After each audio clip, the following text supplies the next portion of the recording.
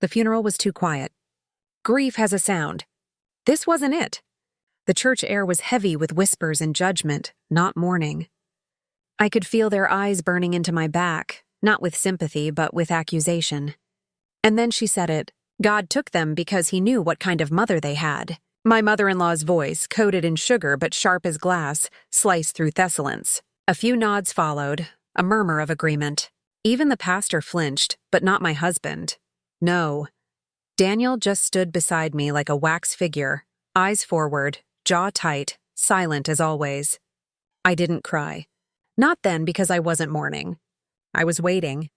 Then came the tug. Small fingers curled around Pastor Bryan's robe. My daughter Ava, just 4, eyes too wide, too knowing. She looked up at him and asked softly, "Pastor Bryan, should I tell everyone what Grandma put in the baby bottles?" The room froze. I didn't. When I met Daniel, I thought I was stepping into safety.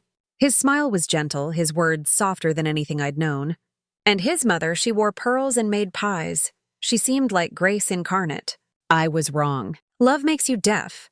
Loyalty makes you blind. I didn't see the way Margaret watched me with contempt. Not at first. I thought it was cultural difference, generational divide. But no, it was simpler. She hated me because I took her son. The twins were born early, too small, too fragile. And I was tired. God, I was so tired. But I never stopped loving them. Never stopped trying. Margaret started helping more then, feeding them when I napped, rocking them when I wasn't looking. Then that night, both gone in their sleep. Dr. Colette at Sid's. No red flags, just a tragedy.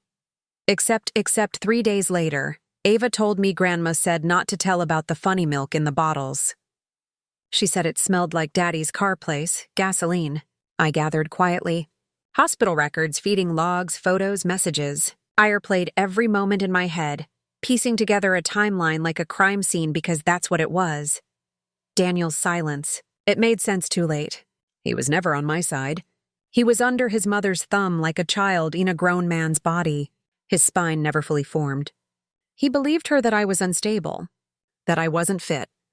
But the law needs more than suspicion. It needs proof.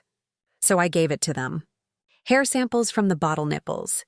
The lab confirmed petroleum traces. I hired a private investigator. He found security footage. Margaret buying canisters of lighter fluid 2 days before the twins died. Still not enough. But then came Ava, my tiny, innocent witness. The daughter they forgot to fear. I coached nothing. I asked nothing. She told the truth. The pastor knelt to Ava's level. "What do you mean, sweetheart?" She glanced at me. I nodded once.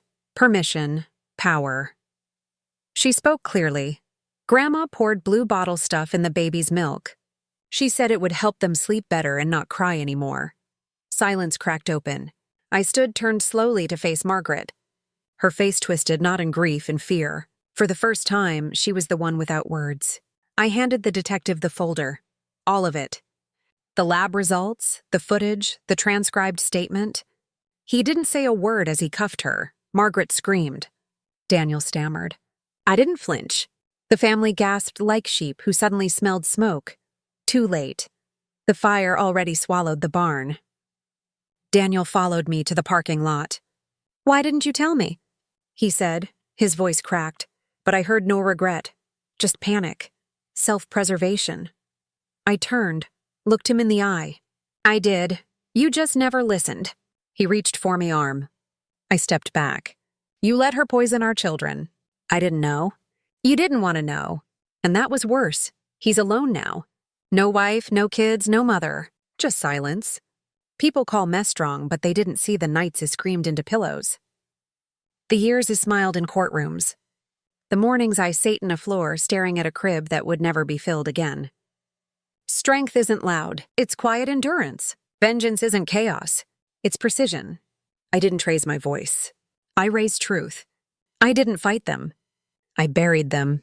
And when justice came, it came in a child's voice. One they underestimated, just like they underestimated me. So now when I light candles for my twins, I don't whisper apologies. I whisper, "She'll never hurt anyone again."